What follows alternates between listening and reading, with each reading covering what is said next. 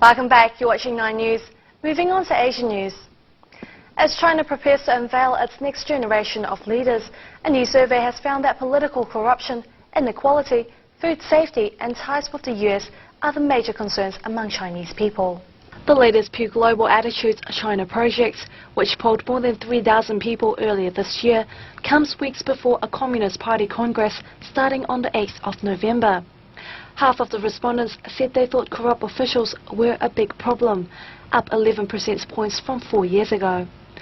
Food safety is another major concern among the public opinions. Respondents rating it a very big problem jumped almost 30 percentage points from 2008's figures, underscoring the impact of repeated food scandals on public confidence. Although fewer Chinese now regard prices as a very big problem compared with 4 years ago, inflation remained the biggest worry showed in the survey. The figure was down from more than 7 in 10 4 years ago to 6 in 10 in this recent survey. Relations with the United States are also found to be another area of concerns for the public, as arguments over everything from Tibet and Taiwan to the value of China's yuan currency took their toll.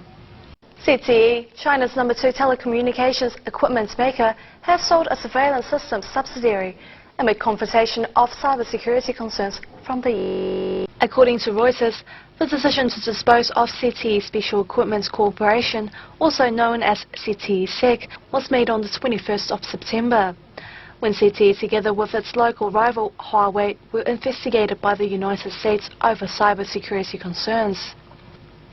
ZTE said it had sold its 68% stake in ZTE SEC to 10 Chinese investment companies, which was worth between 57 million to 70 million US dollars. The company said the move would help them focus its resources on its principal businesses in line with the requirements of its strategic developments. ZTE SEC's English language homepage describes its customers as law enforcement and agencies focusing on criminal groups and terrorists, while its Chinese language website lists China's military, police and telecom carriers as its key customers. Thailand has begun to auction its third-generation mobile network after lagging far behind its neighbours in the region in implementing 3G technology. According to BBC, the country's 3 largest private mobile networks have submitted bids. Analysts said that a successful auction would upgrade its communications infrastructure when it came to Thailand's telecom industry. The broadband utilisation rate would also be increased from the current 10% to 80%. The framework for Thailand's 3G network allows for multiple providers, but each mobile network provider will be allowed to own a maximum of 15 MHz. Thailand's 3G auction takes place nearly a decade after Japan first implemented its 3G network.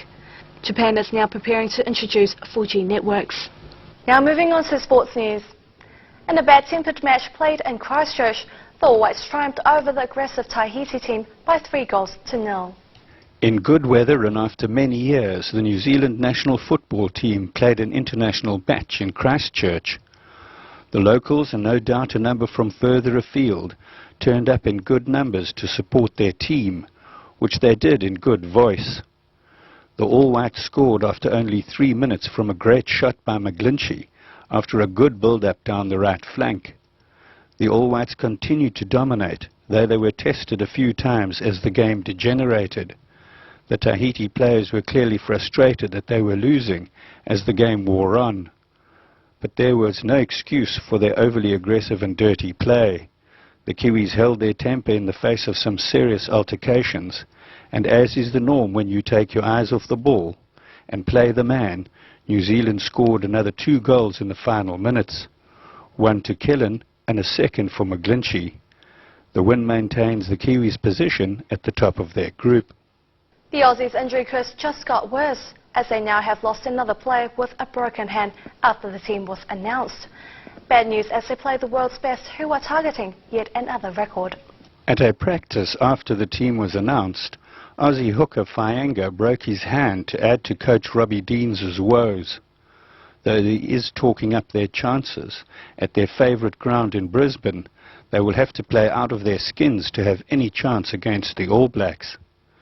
The All Blacks, meanwhile, have now won 16 tests in a row to equal the record held by South Africa and the All Blacks, So a record 17 test wins in a row for the first time ever is a big motivation.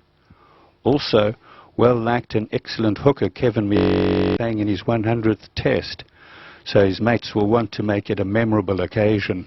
Extremely talented and fearless, Kiwi Levi Sherwood has won the 2012 Red Bull X Fighter Series. After suffering many injuries throughout his career, Sherwood came back late last year to take second place in his first event in Sydney. He has since had a wonderful 2012 series, and his manic and insane moves on his KTM 250, where he simply ignores serious possible injuries, has taken him to the $1 million prize. Now moving on to Happy Diner, introducing and reviewing your favourite restaurants in Auckland.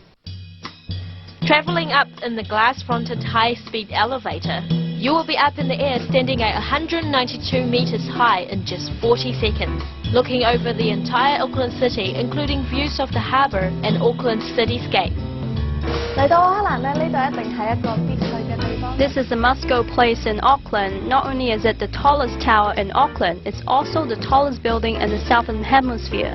This is also a seafood buffet restaurant, allowing you to enjoy both stunning views and great food.